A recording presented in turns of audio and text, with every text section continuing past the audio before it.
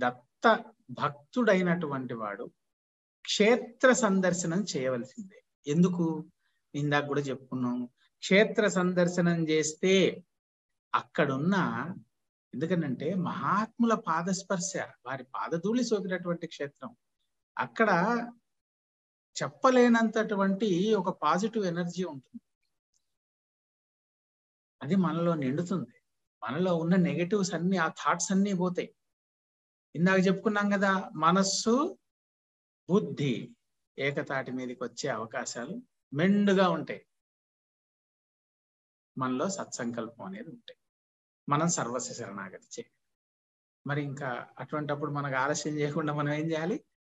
పిఠాపురం వెళ్ళి దర్శనం చేసుకొని అక్కడ కూర్చొని ధ్యానంలో, చుట్టూ 100 మంది ఉండుగాక, ఆరతవుతోంది, గంటలు కొడుతున్నారు, ఉండివ్వండి.